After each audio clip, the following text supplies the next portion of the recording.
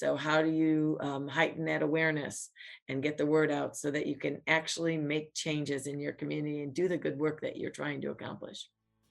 Every single one of us is a leader and could be a leader. It started with a local coalition in our county. Strategies you know, but stories you don't. Data is the currency of prevention. We want to reduce the negative and we want to promote the positive. Collaboration is the only way to move the prevention needle. About connecting the research with the practitioner. Put something out there that was kind of off the wall and create a community of prevention. It's a passion, it's a real love to try to help make our world a little bit better, a little bit happier, small pieces at a time. It's said an overnight success takes 16 years. If we didn't plan for the change, but if we didn't help orchestrate it, then change is going to be upon us. When it comes to the spiff, slow is smooth, and smooth is fast. Because the real power is in the process. Ultimately, all of us want success in the work we're doing. We don't want to do mindless work. Proactive, participatory planning promotes positive, preventive progress.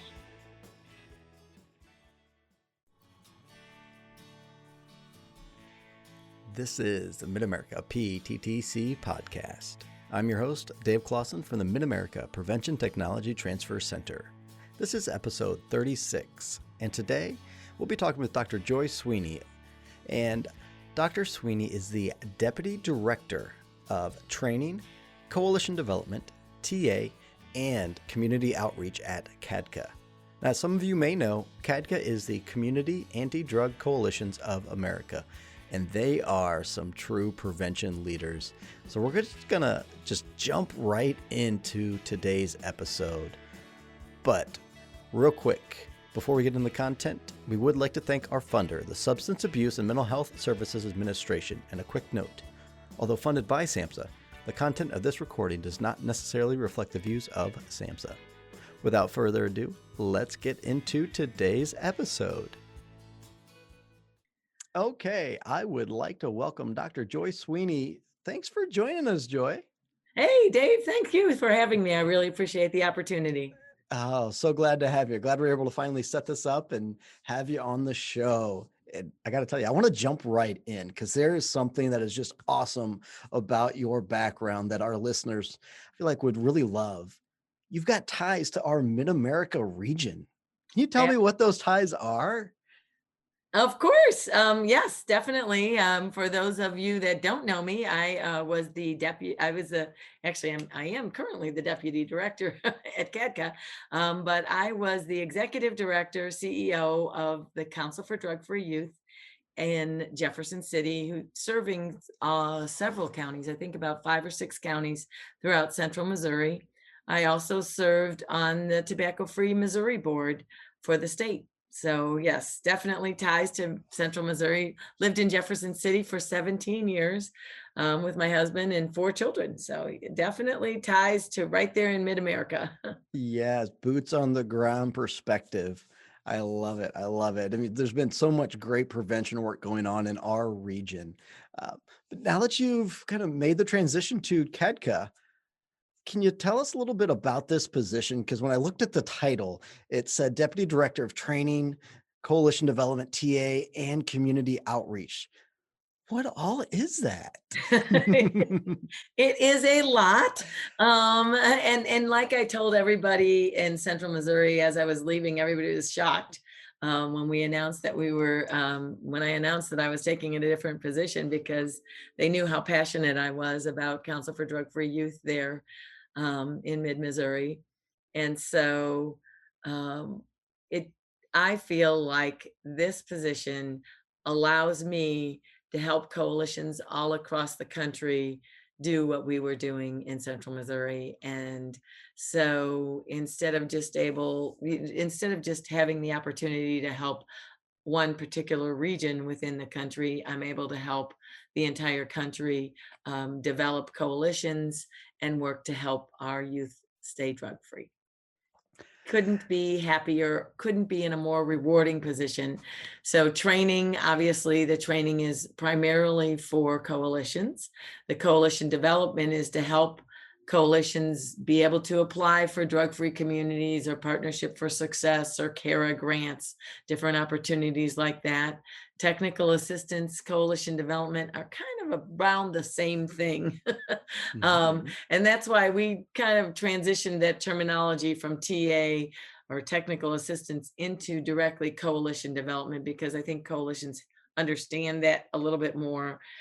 Technical assistance is how you run a meeting or conduct strategic planning, those types of things. And then community outreach is just what it sounds like, reaching out to communities all across the country, sharing experiences, as well as sharing the knowledge and information that CADCA has about how to develop a coalition, how to effectively implement all of the plans that you have for your communities, and how to develop those plans, as well as evaluate the work that you're doing, and then assess your community's readiness for starting new projects or readiness for addressing concerns that you may see, but they're not aware of. And so how do you heighten that awareness and get the word out so that you can actually make changes in your community and do the good work that you're trying to accomplish? I got to tell you, I can just hear the passion in your voice. It's very rejuvenating and energizing. So thank you for doing what you do so much too. I can only imagine how busy you are. So thank you for taking time to come chat with us. Uh, Oh, love it. And thank you again. I'm so grateful to be here. yes, I know we do have some listeners that might not be familiar with the term CADCA or acronym CADCA. Let's talk about CADCA, or the Community Anti-Drug Coalitions of America, for those listeners that aren't familiar with it. What is it? Well, and that is one of the reasons that I was able to be so successful. Right off the bat, I found out about CADCA, which basically the vision of the organization is a world of safe, healthy, and drug-free communities. So it's really the coalition work that we do, trying to share that with the entire world. And the mission is to strengthen the capacity of community coalitions to create and maintain safe, healthy, and drug-free communities Mhm. globally. So we even have an international division that does coalitions all around the world, which is really, it's so exciting just to be part of something this that is this impactful throughout the globe. It's amazing. And I'm very grateful. I don't know if you can hear the gratitude in my voice as much as the enthusiasm, but yes, I am very enthusiastic. This Mhm. CADCA, the organization was founded in 1992 as a recommendation from the President's Drug Advisory Council. And currently, we represent more than 5,000 community coalitions just here in the United States. So that is just amazing. And our core services spread across the spectrum. Training is probably, well, obviously that's my number one role, but training, coalition of development, technical assistance, obviously all the things I just mentioned are my primary um, responsibilities within the organization. We also have a research dissemination and evaluation team that helps with evaluating coalitions around the country, but as well, um, they conduct research and they share those with throughout the country with webinars called Research into Action. And they conduct different research and then they show how this research and this prevention science is actually implemented in communities effectively by various coalitions such as yourself. So if any coalition members out there have some success stories that they want to be shared, please let me know and I'll be happy to help you share them throughout our CADCA community. We also provide public policy and advocacy services.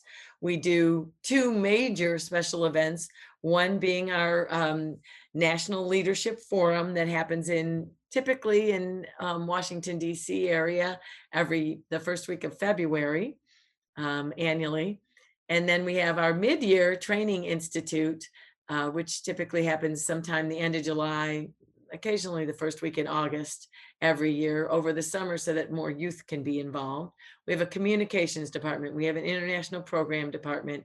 We have a whole youth leadership program, of course, membership, and then strategic alliances throughout the organization that we offer partnerships with different businesses, um, at different universities, all kinds of different partners, because partners are what we preach to coalitions. So partners are what we do on a global scale or national scale as well. Yes, I gotta just take a deep breath and take it all in. Y'all have a lot going on. I love it, and I don't know if the listeners picked up on it or not, but joy jives with what we believe in the Mid America PTTC, that prevention is better together, and together we are stronger. And our little motto of build the community to build the capacity. Joy, that's what you're doing. Absolutely. Absolutely. And that's what Yes. I did in at Council for Drug-Free Youth for years, and that's wholeheartedly what I believe in. And sometimes people just need to sometimes you just hear a story that some other coalition member shares and you're going, or some other coalition across the country shares, and you're like, "Oh, we could do that. Why don't we do that in our community?" And it's really exciting to see that transfer of knowledge take place and the light bulbs go on in your peers. It's awe-inspiring, actually. It is. It's where I get my energy on a cold, dreary month of November or December. Just think about the magic that happens when folks are peer sharing and helping each other out on their missions. Um, Now, you mentioned the research into practice, and that I feel like there's so much value there. I know in my early days in prevention, taking the prevention science and the research, and well, what does that look like in our small little rural town community coalition? How do I do this? I'm not a researcher. That's not the way my brain works. Tell me a little bit more about those, because I just think it's an awesome, awesome service. Well, and that they're great. It's actually called Research into Action webinars, and it's once a quarter, so there's only Mm. 4 a year. But there's some that are on our website. So if you go to cadca.org, you can look up the Research into Action webinars and see the series that we ran the entire year throughout this year, as well as see what is proposed for 2020, which should be very exciting. I think we've got an advocacy toolkit in the works. I know we just recently did a phenomenal publication on marijuana and some of the science and how best practices for policy change are surrounding that as it becomes legal in many states throughout the country. Just all kinds of phenomenal. There's an opioid one that was amazing, and how they were able to take the science behind that and show what local community coalitions could do to affect change.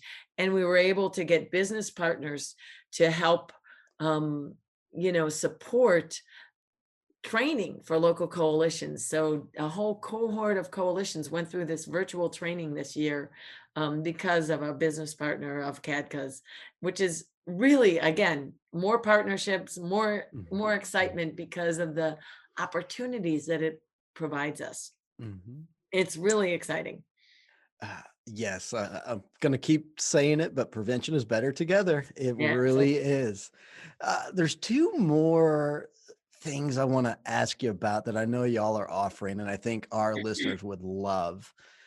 You've got webinar Wednesdays, and I yeah. know this podcast will probably publish right after the December webinar Wednesday happens, but there's some coming up in January as well. Yes, we have decided, everybody is kind of, I guess the magic word for 2020 was to pivot to the virtual realm, right? Hmm. Hmm. And so one of the things that we did was absolutely pivot. And we had to take our National Coalition Academies into the virtual space. And so we provided reinforcement webinars and supplemental webinars to coincide with those, because You just don't learn the same in a virtual space as you do in a in-person synchronous training. But what we decided was that our webinar Wednesdays should be a monthly occurrence. So every month there's a new topic, either it's a trending topic or something that we're getting all kinds of questions surrounding in the CADCA community, which is our daily community. You could post a question to other coalitions around the country and find out what they're doing to solve a problem that you may have in your community, and other coalitions will respond on that CADCA community. And so we take what is some of the hot topics from those discussions and create a webinar so that everyone can listen to, and it usually lasts about 75 minutes with about 15 minutes of Q&A if you're on there live. And if you don't have the opportunity to attend live, they're all up on our website, again, cadca.org, and I believe that one's /webinars, and then you can see all the webinars that we offer. Many times they're right there at the bottom. There's a link right on our homepage, but that way you can see those webinars even after the fact. So let's say we do one on sustainability, which I believe is our December one that's just happened. And you would like to learn more about sustainability, you can hop onto that one. Or if you're just a new leader in an emerging coalition and you want to learn more about best practices for emerging leaders, we had one in October that was amazing by one of our phenomenal trainers. And those are the types of things that you can learn about, different parts of the strategic prevention framework, all types of knowledge and skill that really help set up coalitions for success are going to be discussed at the Wednesday webinars and on the Wednesday webinars. And if you'd like to, you can go ahead and reach back out to me, and I'll be more than happy to provide some information specifically about the next Wednesday webinars, how you link to those, and all kinds of things about that. And the show notes will be filled with links to the CADCA website for all these great resources. You'd kind of hinted or just briefly mentioned the Coalition Academy. Yes. What is that? That is our signature training. Okay. Anybody who applies for a drug-free communities grant is required to, once that grant is awarded to them, the National Coalition Academy is a requirement for all first year one drug-free grantees. And so DFC grantee recipients are all required to attend the National Coalition Academy. It's a 3-week training.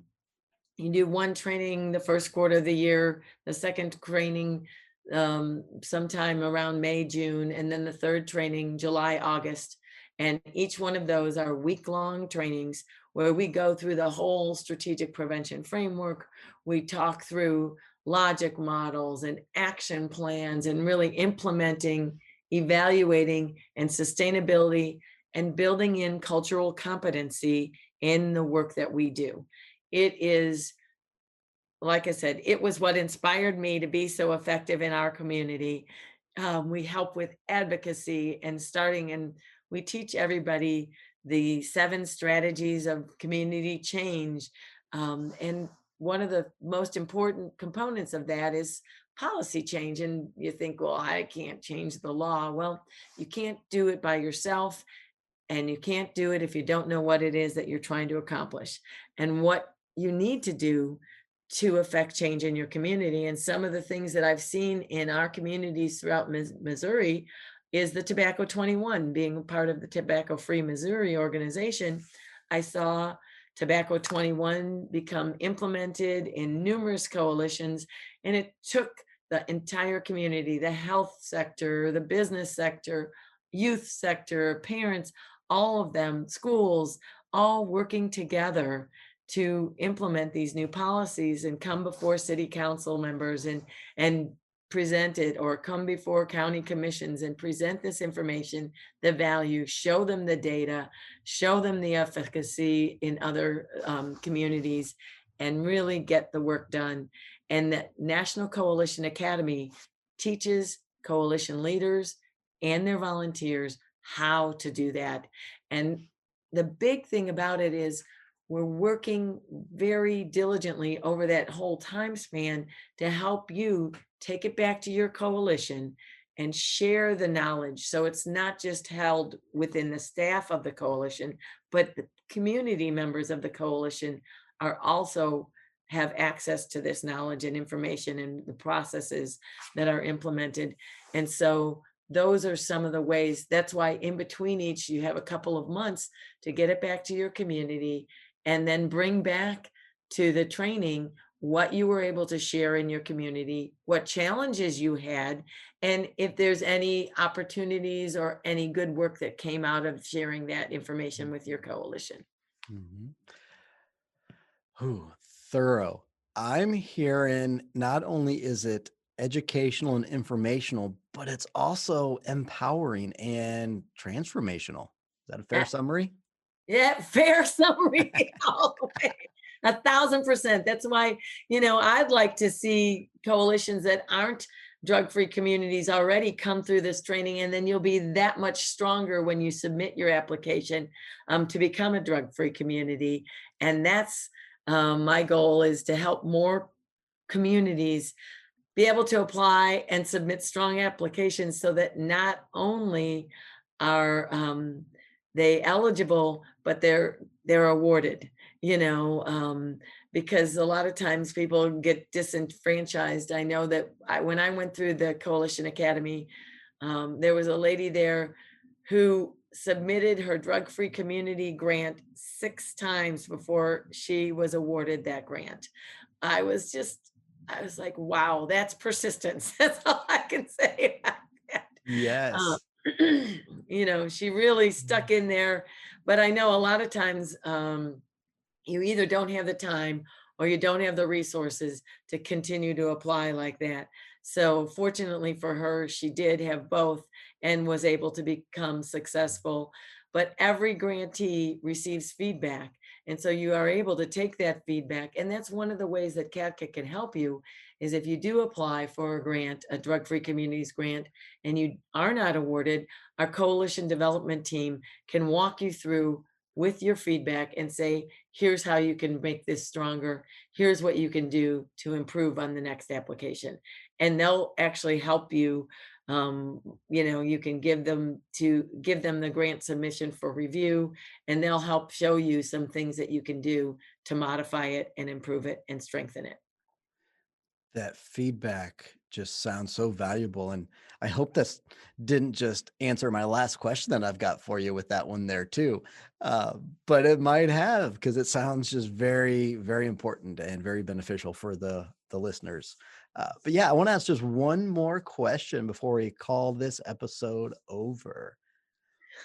What's one piece of advice you would give a coalition leader? Well, you're right. I kind of did answer that last question.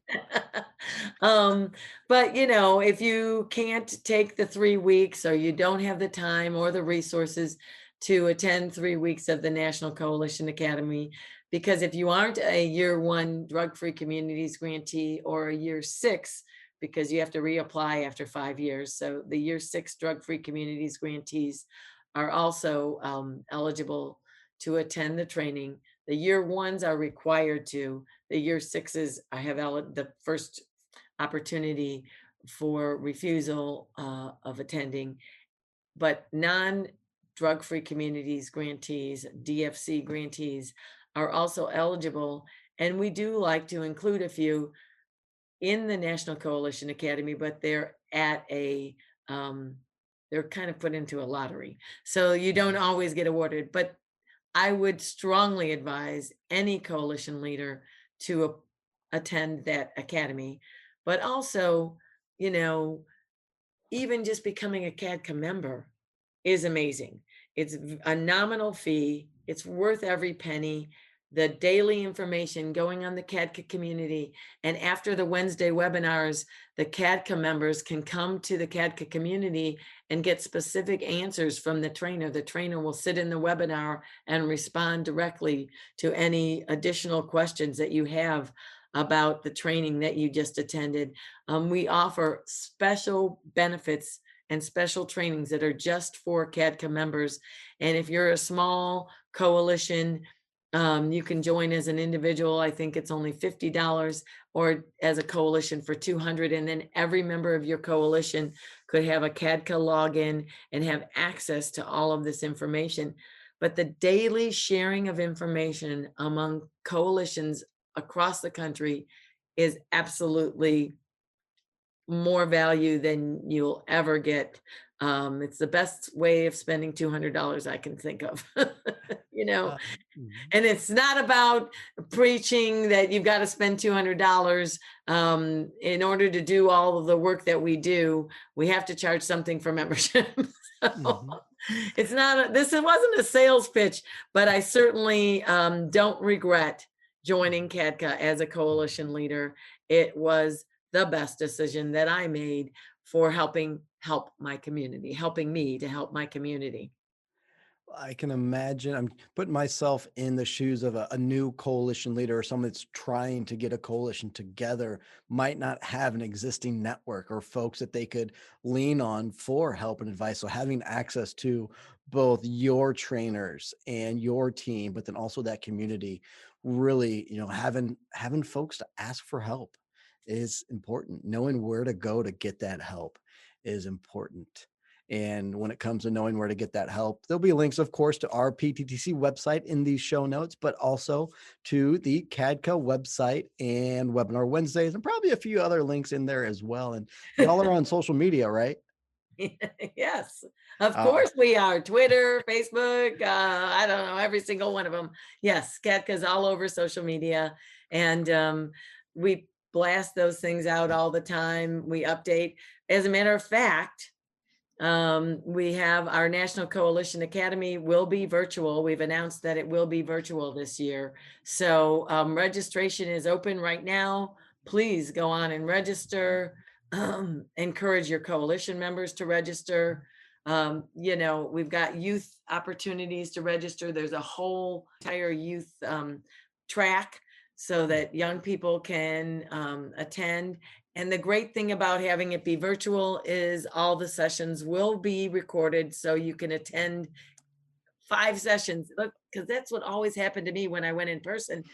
All the time, there was at least 3 sessions in each block that I wanted to go to, but now they'll be recorded, and so they'll be online, and you'll be able to attend 3 sessions that are playing simultaneously.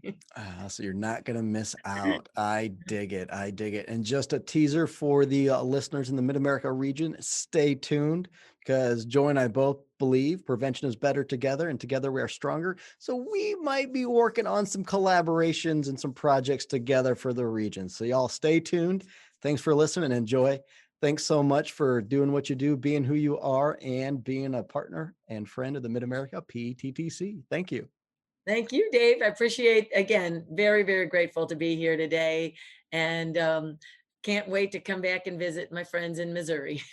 Absolutely. We'll make it happen. All right. Thank you very much.